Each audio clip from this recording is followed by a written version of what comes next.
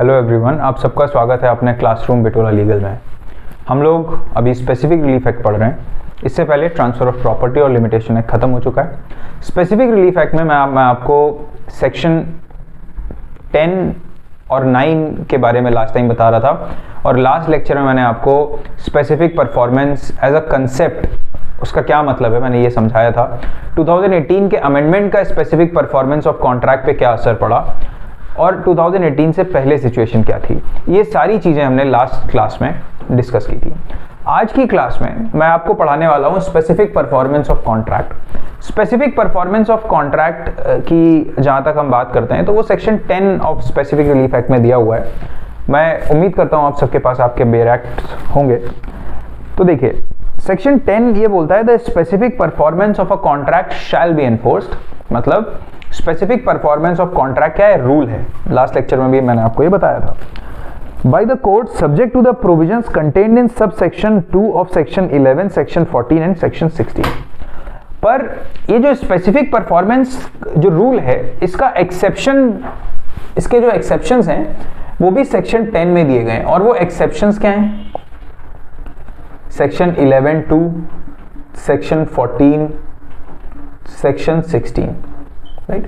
तो सेक्शन 10 क्या कहता है? सेक्शन 10 ये बोलता है कि specific performance of contract grant होगा, पर सब्जेक्ट टू दीज प्रोविजंस। मतलब अगर ये प्रोविजंस अट्रैक्ट हो रहे हैं तो उन केसेस में स्पेसिफिक परफॉर्मेंस ऑफ कॉन्ट्रैक्ट नहीं किया जा सकता।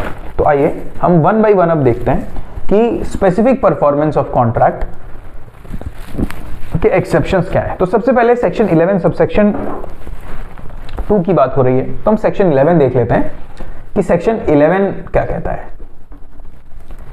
सेक्शन 11 सेज कि except as otherwise provided in this act specific performance of a contract shall, पहले यहां पे वर्ड था मे, पर specific performance of a contract shall be enforced when the act agreed to be done is in the performance wholly or partly of a trust। मतलब section 11 बोलता है कि जो ट्रस्ट के कॉन्ट्रैक्ट्स हैं, मतलब ट्रस्ट से रिलेटेड कॉन्ट्रैक्ट्स हैं, उनका स्पेसिफिक परफॉर्मेंस होगा,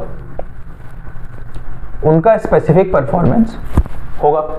पर सेक्शन 11 का सबसेक्शन 1 शुरू ही होता है इस फ्रेज के साथ, except as otherwise provided in this act. तो ये जो अदरवाइज, मतलब अगर, इसका मतलब क्या है कि अगर एक्ट में कुछ और प्रोवाइड किया गया है तो उसके अलावा जो है ये कॉन्ट्रैक्ट एनफोर्स होगा, राइट। तो वो जो अदरवाइज प्रोवाइड किया गया है वो सेक्शन 11 सबसेक्शन 2 में प्रोवाइड किया गया है। सेक्शन 11 सबसेक्शन 2 बोलता है कि कौन से ऐसे केसेस हैं जहां पे ट्रस्ट के केस में स्पेसिफिक परफॉर्मेंस ऑफ कॉन्ट्रैक्ट की डिग्री कोर्ट पास नहीं करेगा। तो it says a contract made by a trustee in excess of his powers. कौन सा? अगर ट्रस्टी जो है वो एक्सेस ऑफ हिज पावर्स, मतलब उसकी जो पावर्स हैं, उसको जो शक्तियां दी गई हैं, उनके आगे जाके, उनसे बियॉन्ड जाके, उन शक्तियों के से बाहर जाके कुछ काम करता है। सेकंड, और अगर वो ब्रीच ऑफ ट्रस्ट करता है तो उस केस में भी स्पेसिफिक परफॉर्मेंस ऑफ कॉन्ट्रैक्ट नहीं होगा। मैं आपको पहले बता चुका हूं कि ट्रस्ट कैसे काम करता है, बट एक बार फिर से आपके अंडरस्टैंडिंग के लिए मैं यहां पे डिस्कस कर देता हूं। मान लीजिए ये कोई एएम है, इस इंसान का नाम है एएम, और इसके पास बहुत प्रॉपर्टी है, पर ये इशूलेस है और इसको, मतलब इसका कोई चाइल्ड नहीं है, और एजुकेशन एक ऐसा मुद्दा है जो इसको बहुत क्लोज है, इसको बहुत पसंद है। ये चाहता है कि ज़्यादा से ज़्यादा काम एजुकेशन के लिए होना चाहिए अपनी कंट्री में। तो उसके लिए क्या करता है, ये एक ट्रस्ट क्रिएट करता है, और उस ट्रस्ट को किस लिए करता है? एजुकेशनल पर्पजेस के लिए।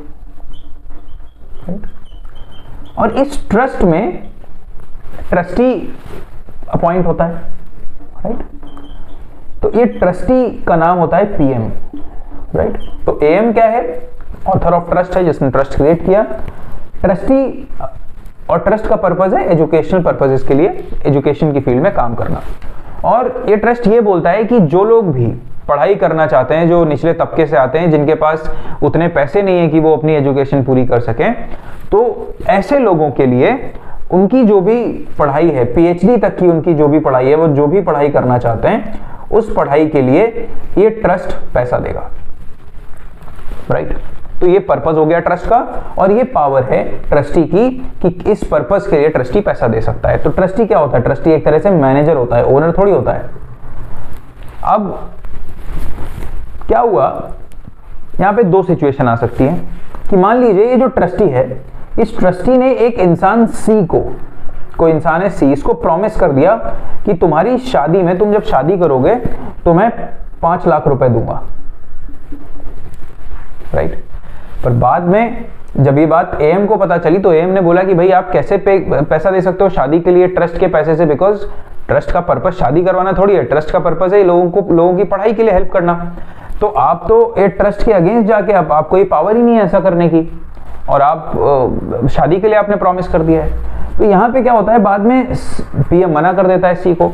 सी क्या करता है, सी बोलता है नहीं, मुझे तो स्पेसिफिक परफॉर्मेंस ऑफ कॉन्ट्रैक्ट चाहिए, आपके प्रॉमिस के उस पर मैं आगे बढ़ गया और मैंने शादी के लिए निर्णय ले लिया।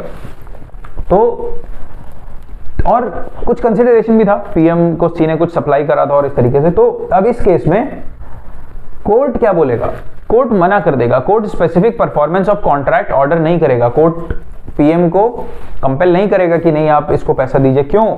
क्योंकि ये एक्सेस ऑफ हिज पावर्स, मतलब ये ट्रस्टी की पावर में ही नहीं था। तो 11(2) क्लियरली बोलता है कि अगर कोई भी ट्रस्टी अपने पावर्स को, मतलब पावर्स के बियॉन्ड जाके कुछ अग्री करता है, कोई कॉन्ट्रैक्ट करता है, तो उस कॉन्ट्रैक्ट की स्पेसिफिक परफॉर्मेंस नहीं हो सकती। सिमिलरली अगर वो ब्रीच ऑफ ट्रस्ट में कुछ ऐसा करता है, मान लीजिए जो पीएम है ये अपने बेनिफिट के लिए कुछ पैसा इन्वेस्ट कर रहा था और इसने प्रॉमिस किया था कि मैं और पैसा इन्वेस्ट करूंगा किसी ब्रोकर के थ्रू, तो यहाँ पे क्या हुआ, ये अपने फायदे का काम कर रहा था, ट्रस्ट के पर्पस के लिए काम नहीं कर रहा था। तो ये क्या, इसने किस में काम किया, ब्रीच ऑफ ट्रस्ट में काम किया। तो अब वो जो इन्वेस्टर है, वो जो एक्चुअली जो ब्रोकर है, वो अगर इसको अब कंपेल करना चाहता है इसके against specific performance of contract की डिक्री मांगता है कोर्ट से, तो कोर्ट इसको मना कर देगा, स्पेसिफिक परफॉर्मेंस ऑफ कॉन्ट्रैक्ट नहीं देगा। क्यों? क्योंकि सेक्शन 11 सब सेक्शन 2 इस बात से मना करते हैं। आई होप आपको सेक्शन 11 सब सेक्शन 2 और सेक्शन 11 एज अ होल समझ आया होगा, राइट। तो ट्रस्ट के केस में स्पेसिफिक परफॉर्मेंस हो सकता है, पर अगर trustee excess of his powers जाके अपनी पावर एक्सरसाइज करता है या फिर ब्रीच ऑफ ट्रस्ट में कॉन्ट्रैक्ट करता है, उन दोनों केसेस में ऐसे जो ट्रांजैक्शंस हैं उनका स्पेसिफिक परफॉर्मेंस नहीं हो सकता। अब सेक्शन 11 के बाद बारी आती है सेक्शन 14 की।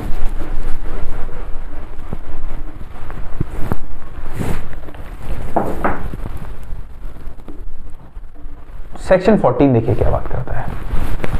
सेक्शन 14 कहता है कि कॉन्ट्रैक्ट्स नॉट स्पेसिफिकली एनफोर्सेबल। तो सेक्शन 14 2018 के अमेंडमेंट में इसको कंप्लीटली चेंज कर दिया गया है, राइट, सब्स्टिट्यूट कर दिया गया है सेक्शन 14 को, राइट। अब it says the following contracts can not be specifically enforced, मतलब ऐसे कॉन्ट्रैक्ट्स जिनका स्पेसिफिक परफॉर्मेंस नहीं हो सकता, ये उस चीज के बारे में बात कर रहा है। तो सेक्शन 10 क्या बोलता है, सेक्शन 10 बोलता है कि भाई जो कॉन्ट्रैक्ट्स हैं उनका स्पेसिफिक परफॉर्मेंस होगा और ये मैंडेटरी होगा, पर ये एक्सेप्शंस हैं। और सेक्शन 14 में लिस्ट है ऐसे कॉन्ट्रैक्ट्स की जिनका स्पेसिफिक परफॉर्मेंस नहीं हो सकता। तो हम देखते हैं वन बाय वन कि ऐसे कौन से कॉन्ट्रैक्ट्स हैं। तो number 1, it says where a party to the contract has obtained substituted performance.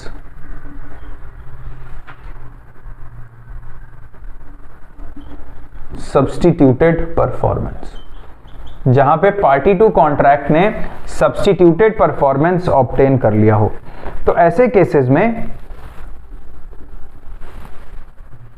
Specific performance of contract की डिक्री नहीं आ सकती। अब ये सब्स्टिट्यूटेड परफॉर्मेंस कहां होता है और ये क्या होता है, ये basically section 20 of specific relief act में ही सब्स्टिट्यूटेड परफॉर्मेंस का कंसेप्ट दिया गया है।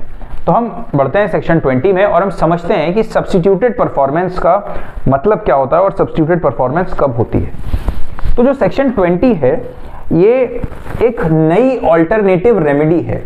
सेक्शन 20 एक नई ऑल्टरनेटिव रेमेडी है जो कि 2018 के अमेंडमेंट से ऐड की गई है। राइट। अब देखिए इसकी जो शुरुआत होती है किस फ्रेज के साथ होती है, it says without prejudice to the generality of the provisions contained in the Indian contract act 1872।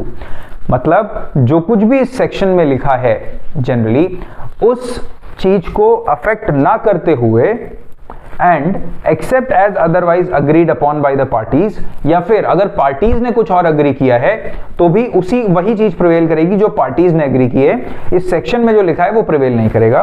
Where the contract is broken due to non performance of promise by any party, अगर कोई contract breach होता है किसी party के promise, किसी party की non performance से, the party who suffers by such breach shall, mandatory है, may नहीं है, shall have the option of substituted performance through a third party or by his own agency and recover the expenses and other costs actually incurred। इसका मतलब देखिए समझिए, सबसे पहले मैं आपको, हम आएंगे बेरैक की लैंग्वेज में भी आएंगे और उसको डिसाइफर करेंगे कि एक वर्ड को कि उसका क्या मतलब है, पर उससे पहले हम इसको एक एग्जाम्पल के थ्रू सिंपल भाषा में समझते हैं, आसान भाषा में समझते हैं, जो अपना हॉलमार्क है, राइट। तो देखिए सब्स्टिट्यूटेड परफॉर्मेंस का क्या मतलब है, हम एक एग्जांपल लेते हैं। कोई इंसान है जिसका कि नाम X है, राइट, और ये एक दूसरे Y नाम के इंसान से कॉन्ट्रैक्ट करता है। अब ये जो कॉन्ट्रैक्ट है ये किसका है, व्हीट की सप्लाई का है, राइट। कितना wheat, 5 tons of wheat, right. 5 tons of wheat की सप्लाई का ये कॉन्ट्रैक्ट है। क्या कॉन्ट्रैक्ट है कि YX को 5 टन्स व्हीट सप्लाई करेगा, राइट। 5 टन्स मतलब 5000 kg, राइट। तो अब इतना ये व्हीट सप्लाई करेगा YX को, ऐसा कॉन्ट्रैक्ट है।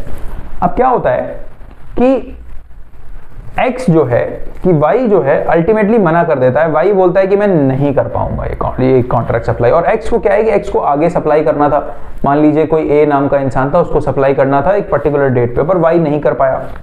तो X के पास क्या ऑप्शन है, X के पास एक ऑप्शन ये है कि वो Y को ब्रीच ऑफ कॉन्ट्रैक्ट के लिए सू कर दे।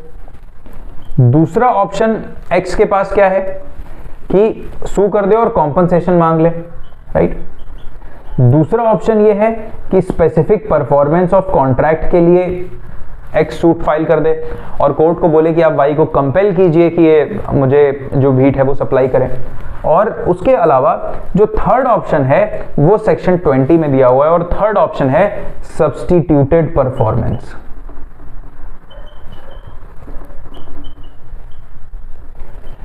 राइट, तो अब सब्स्टिट्यूटेड परफॉर्मेंस भी एक थर्ड ऑप्शन है, राइट। एक ऑप्शन ब्रीच ऑफ कॉन्ट्रैक्ट के लिए सू करके कॉम्पनसेशन मांगे, दूसरा option specific performance of contract के लिए सू करे, और तीसरा ऑप्शन सब्स्टिट्यूटेड परफॉर्मेंस के लिए सू करे।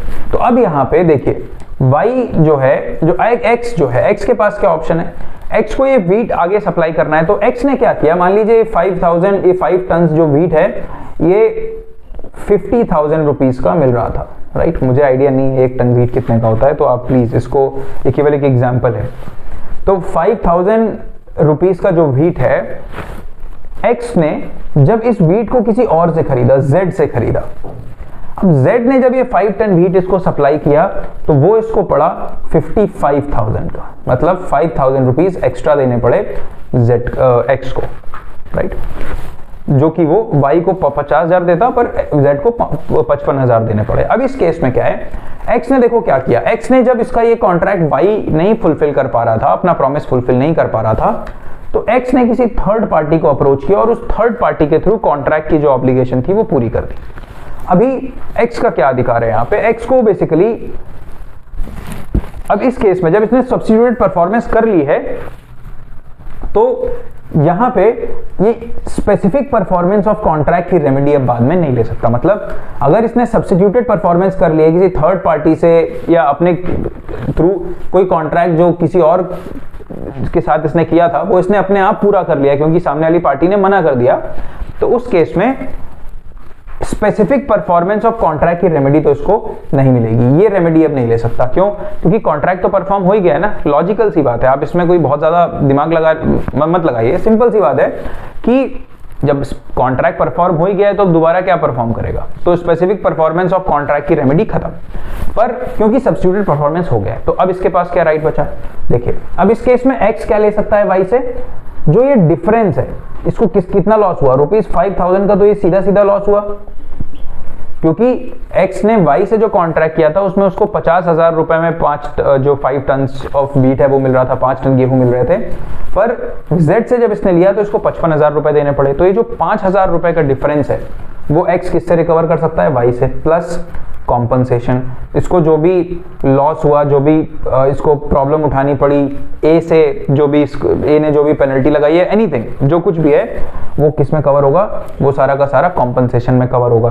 तो अब आपको ये बात समझ आई होगी कि सब्स्टिट्यूटेड परफॉर्मेंस अगर किसी पार्टी ने ले ली तो उसके बाद उसके पास स्पेसिफिक परफॉर्मेंस ऑफ कॉन्ट्रैक्ट का ऑप्शन नहीं बचता। मतलब अब अगर x y के against specific performance of contract का सूट फाइल करता है तो कोर्ट उस बात को नहीं मानेगी, specific performance of contract decree नहीं करेगी, डिसमिस कर देगी। क्यों? क्योंकि ऑलरेडी ये कॉन्ट्रैक्ट सब्स्टिट्यूटेड परफॉर्मेंस के थ्रू किया जा चुका है, परफॉर्म हो चुका है।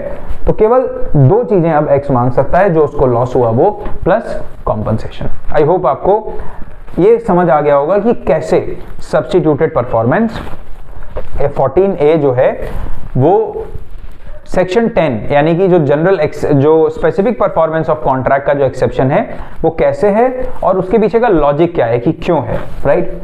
अब हम देख लेते हैं कि जो सब्स्टिट्यूटेड परफॉर्मेंस, ये तो मैंने आपको बता दिया कि सब्स्टिट्यूटेड परफॉर्मेंस क्या होता है, पर अब सब्स्टिट्यूटेड परफॉर्मेंस के लिए कुछ शर्तें होती हैं जो दोनों पार्टीज को पूरी करनी होती हैं। तो देखिए सब्स्टिट्यूटेड परफॉर्मेंस में जब हम सेक्शन 20 पढ़ते हैं तो सेक्शन 20 ये कहता है कि एक तो ये शैल वर्ड यूज करता है, विच मीन्स कि उस पार्टी के पास अधिकार है, जिस पार्टी के साथ गलत हुआ है, जिस पार्टी के साथ ब्रीच ऑफ कॉन्ट्रैक्ट हुआ है, उस पार्टी के पास अधिकार है as a matter of right वो सब्स्टिट्यूटेड परफॉर्मेंस मांग सकता है। ऐसा नहीं है कि उसके ऊपर कोर्ट का डिस्क्रिशन है, वो अपना सब्स्टिट्यूटेड परफॉर्मेंस करवा सकता है, राइट, अपनी मर्जी से अगर वो चाहता है। दूसरा क्या है कि अब ये जो इंसान है इसके पास राइट क्या बचेगा, जैसा कि मैंने आपको बताया, वो क्या करेगा, रिकवर करेगा एक्सपेंसेस जो उसको थर्ड पार्टी से कॉन्ट्रैक्ट परफॉर्म करवाने में लगे, एक्सपेंसेस रिकवर करेगा। फिर कॉस्ट्स एक्चुअली इनकर्ड, अब इसमें जो वर्ड एक्चुअली है, this word is of great importance, costs actually incurred, right.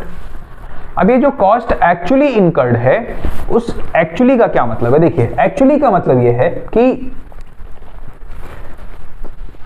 इस केस में जो मैंने आपको एग्जांपल दिया था, मान लीजिए x और ये y था, x ने z के थ्रू कॉन्ट्रैक्ट परफॉर्म कराया, मतलब व्हीट लिए, पर अगर x व्हीट नहीं लेता तो उस केस में वो सेक्शन 20 की रेमेडी सीक नहीं कर सकता था। मतलब अगर x केवल ये असेस करता बिना थर्ड पार्टी से, बिना सब्स्टिट्यूटेड परफॉर्मेंस किए कि मुझे इतना लॉस हो जाएगा और ये सारी चीजें, तो वो जो डिफरेंस था कि अब अगर मैं किसी और से लूंगा तो मुझे 55,000 रुपीज देने पड़ेंगे, तो कोर्ट जो है वो इसकी जो प्लेन है वो एंटरटेन नहीं करता। क्यों? क्योंकि सेक्शन खुद बोलता है कि कॉस्ट एक्चुअली इनकर्ड, मतलब इसको सब्स्टिट्यूटेड परफॉर्मेंस के लिए इसको जो कॉन्ट्रैक्ट है वो परफॉर्म करवाना ही पड़ेगा, तभी जो कॉस्ट जो इनकर हुई है वो रिकवर कर सकता है ये, राइट। फिर उसके बाद इसमें एक नोटिस दिया जाता है, जो कि अब जैसे ये x है और y ने सप्लाई नहीं किया था, तो x क्या करेगा, y को मिनिमम 30 डेज का नोटिस देगा। ये आपके लिए बहुत इंपॉर्टेंट है, प्री के पर्सपेक्टिव से पूछा जाता है कि कितने दिन का नोटिस दिया जाएगा सब्स्टिट्यूटेड परफॉर्मेंस के लिए, 30 डेज का नोटिस दिया जाएगा। 30 डेज के अंदर नहीं दिया जाएगा, राइट।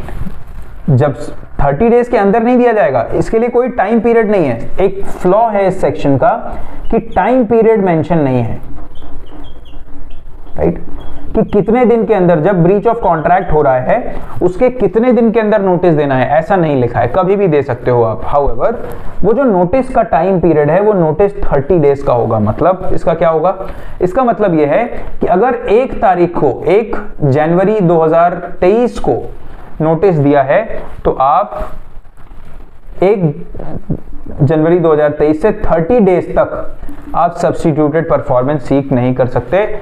आपको इसको मौका देना होगा वाई को कि वो इस केस में 30 दिन के अंदर परफॉर्म करे। पर अगर वो 30 दिन के अंदर अपना पार्ट ऑफ कॉन्ट्रैक्ट परफॉर्म नहीं कर पाता है या फिर परफॉर्म करने से मना कर देता है, तो उसके बाद आपके पास क्या ऑप्शन है कि आप किसी थर्ड पार्टी के पास जाओ और उससे कॉन्ट्रैक्ट को परफॉर्म करवा लो। जैसे कि आप जेड के पास जाओ और जेड से कॉन्ट्रैक्ट परफॉर्म करवा लो, राइट। एक और जो फ्लॉ है वो इस सेक्शन का वो ये है कि अगर किसी को स्पीडी रेमेडी चाहिए, मान लीजिए किसी के घर में शादी है और किसी ने प्रॉमिस किया है कि वो उस दिन पे टेंट और ये सारी चीजें जो भी नेसेसरी चीजें होती हैं वो सारा सप्लाई करेगा, लगाएगा, पर वो अचानक से मना कर देता है एक दिन पहले। तो अब सब्स्टिट्यूटेड परफॉर्मेंस के लिए तो 30 डेज का नोटिस देना है। तो जब वो 30 डेज जब तक होंगे तब तक तो उसकी शादी का टाइम निकल जाएगा, वो फर्स्ट मंथ एनिवर्सरी मना रहा होगा, राइट। तो इसलिए ये जो प्रॉब्लम है इस सेक्शन की कि जब स्पीडी रेमेडी चाहिए हो, राइट, जहां पे टाइम इंपॉर्टेंस रखता हो, वहां पे ये सेक्शन जो है वो रेस्क्यू के लिए नहीं आता। तो ये एक दूसरा प्रॉब्लम है, स्पीडी रेमेडी जो है उस केस में ये काम उतना नहीं आता, राइट, क्योंकि 30 डेज का नोटिस देना है। और नोटिस देने के लिए कोई टाइम पीरियड नहीं कि कब देना है, कभी भी जब भी दोगे आप 30 डेज का देना है, राइट। उसके अलावा मैंने आपको ये बता ही दिया कि अगर सब्स्टिट्यूटेड परफॉर्मेंस इसको मिल गया तो फिर इसने करवा लिया तो ये स्पेसिफिक परफॉर्मेंस नहीं कर सकता पर कॉम्पनसेशन क्लेम कर सकता है। तो ये है कंसेप्ट आप सब्स्टिट्यूटेड परफॉर्मेंस का, जो कि section 20 of specific relief act में दिया हुआ है। तो अब सेक्शन 14 का सब सेक्शन ए तो हमने देख लिया, जो कि सब्स्टिट्यूटेड परफॉर्मेंस के बारे में बात करता है और ये बोलता है कि अगर किसी पार्टी ने सब्स्टिट्यूटेड परफॉर्मेंस कर दी तो उसके बाद सब्स्टिट्यूटेड परफॉर्मेंस ऑफ कॉन्ट्रैक्ट करवा ली तो स्पेसिफिक परफॉर्मेंस ऑफ कॉन्ट्रैक्ट के लिए वो नहीं जा सकता। अब सबसेक्शन बी इसका क्या कहता है? 14B कहता है कि ऐसे कॉन्ट्रैक्ट्स जिनका परफॉर्मेंस, राइट, एक कंटिन्यूअस ड्यूटी को परफॉर्म, मतलब जिसकी परफॉर्मेंस कंटिन्यूअस ड्यूटी को इन्वॉल्व करता है, जिसे कोर्ट सुपरवाइज नहीं कर सकता। मतलब it says a contract the performance of which involves the performance of a continuous duty which the court can not supervise, right. तो इसका मतलब क्या है? देखिए, ये जो प्रिंसिपल है, ये जो सेक्शन है, ये सेक्शन बेस्ड है एक बेसिक प्रिंसिपल ऑफ लॉ पे। और वो बेसिक प्रिंसिपल ऑफ लॉ क्या है? वो ये है कि कोर्ट्स का काम है जस्टिस डिस्पेंस करना, न्याय करना। अब कोर्ट केवल यही काम तो नहीं कर सकती कि वो पूरे दिन day in and day out बैठी रहे और ये देखे कि किसने अपना कॉन्ट्रैक्ट परफॉर्म किया, किसने नहीं किया कंटिन्यूअसली, राइट। सपोज इसका एग्जांपल क्या हो सकता है? कुछ इस तरह के कॉन्ट्रैक्ट्स हैं जिनमें कंटिन्यूअस सुपरविजन की जरूरत होती है।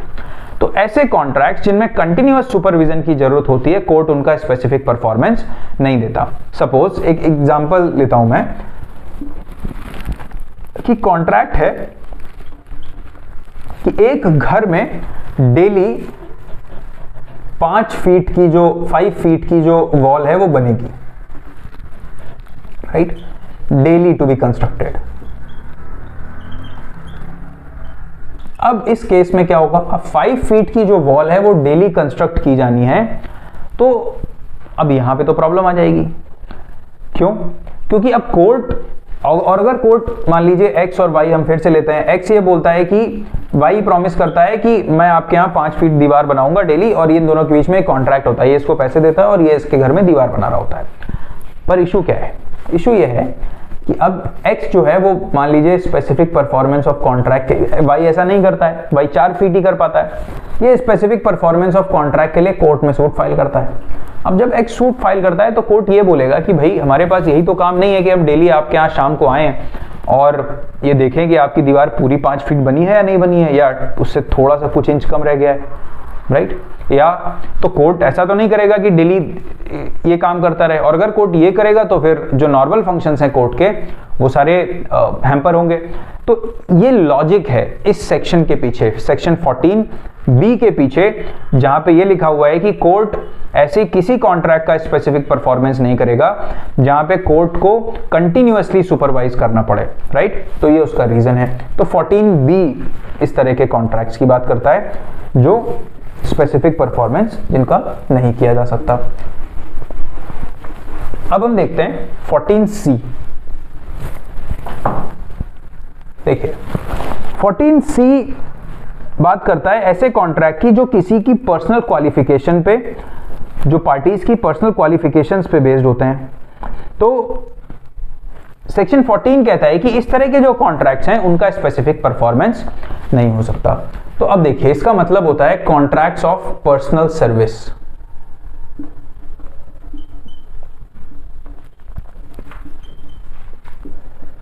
कॉन्ट्रैक्ट्स ऑफ पर्सनल सर्विस, इस तरह के कॉन्ट्रैक्ट्स को, ऐसे कॉन्ट्रैक्ट्स जो किसी की स्किल पे बेस्ड होते हैं, किसी की क्वालिफिकेशन पे बेस्ड होते हैं, इन कॉन्ट्रैक्ट्स को कॉन्ट्रैक्ट्स ऑफ पर्सनल सर्विस कहा जाता है। जैसे टीचिंग,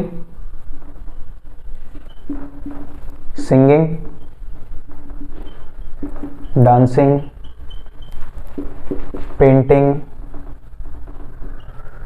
एटसेट्रा एटसेट्रा, बहुत सारे ऐसे, तो राइट। तो अब स्पेसिफिक रिलीफ एक्ट के हिसाब से इस तरह के जो कॉन्ट्रैक्ट्स हैं इनका स्पेसिफिक परफॉर्मेंस नहीं हो सकता। मतलब अगर कोई टीचर है, राइट, अगर कोई टीचर, मान लीजिए मैंने कहीं किसी को प्रॉमिस किया कि मैं आपको पढ़ाऊंगा, राइट, मैंने किसी इंसान को, किसी इंस्टीट्यूट को बोला कि मैं उनके यहाँ पढ़ाऊंगा, उनको, पर मैं पढ़ाने नहीं जाता हूँ। तो अब मान लीजिए एक्स इंस्टीट्यूट है और मैं वहां पे पढ़ाने नहीं जाता हूँ, मेरा कॉन्ट्रैक्ट था।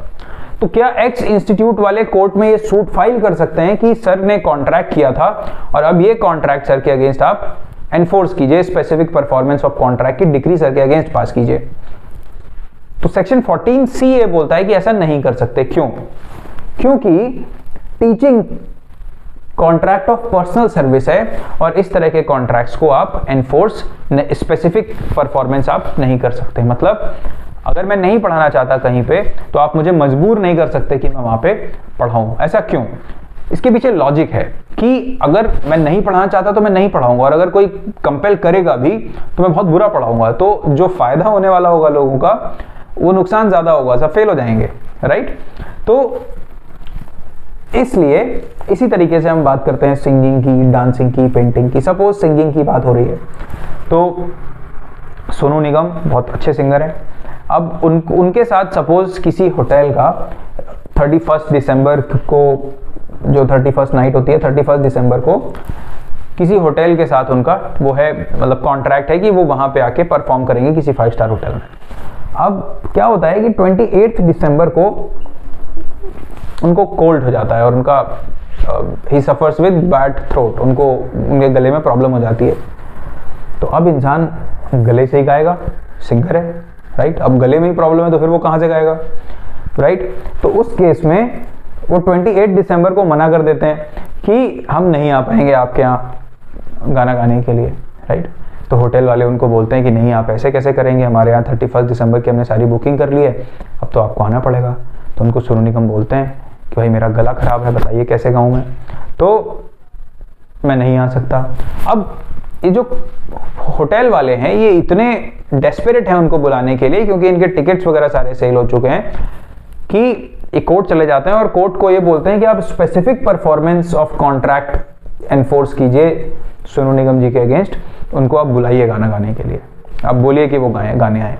कोर्ट क्या बोलेगा? कोर्ट बोलेगा भाई ये कॉन्ट्रैक्ट ऑफ पर्सनल सर्विस है, ये उनकी स्किल पे बेस्ड है। किस पे बेस्ड है? ये उनकी स्किल पे बेस्ड है, राइट। इस कॉन्ट्रैक्ट को हम स्पेसिफिक परफॉर्मेंस के अगेंस्ट, स्पेसिफिक परफॉर्मेंस इस कॉन्ट्रैक्ट का नहीं दे सकते, राइट।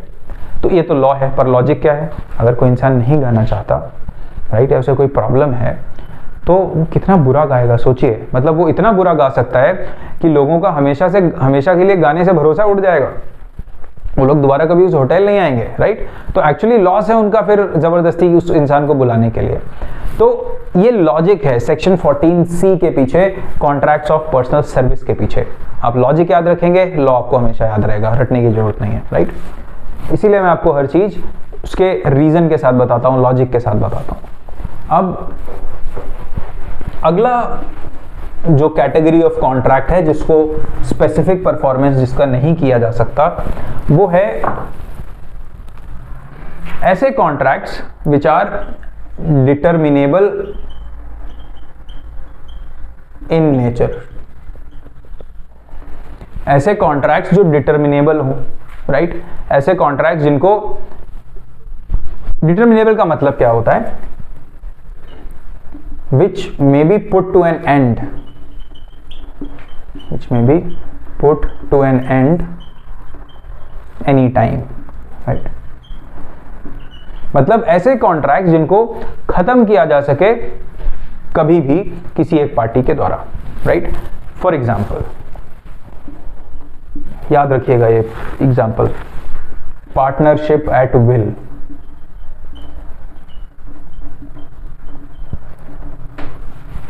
पार्टनरशिप एट विल का क्या मतलब होता है, जहां पे दो लोग पार्टनरशिप, दो या दो से ज्यादा लोग पार्टनरशिप करते हैं, पर वहां पे कोई टर्म फिक्स नहीं होता कि ये कब तक ये पार्टनरशिप चलेगी, राइट। मतलब पार्टीज जब चाहे वो पार्टनरशिप तोड़ सकती हैं। तो इस तरह का जो कॉन्ट्रैक्ट है वो क्या है, वो डिटर्मिनेबल है और इसका स्पेसिफिक परफॉर्मेंस नहीं हो सकता।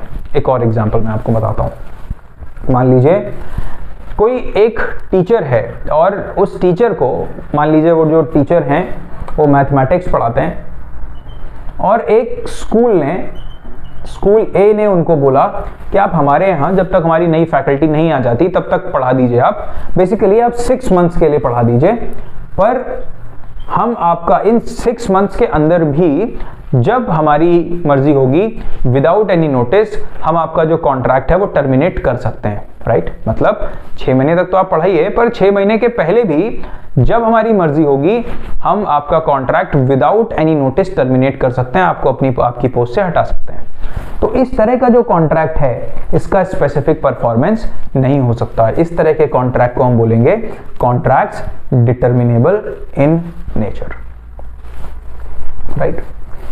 एक और तरह के कॉन्ट्रैक्ट्स हैं जो यहां पे नहीं लिखे हैं, सेक्शन 14 में नहीं मेंशन है, पर उनका भी स्पेसिफिक परफॉर्मेंस नहीं होता, और वो कॉन्ट्रैक्ट्स हैं अनसर्टेन कॉन्ट्रैक्ट्स। मतलब राइट, अनसर्टेन और एम्बिगुअस कॉन्ट्रैक्ट्स,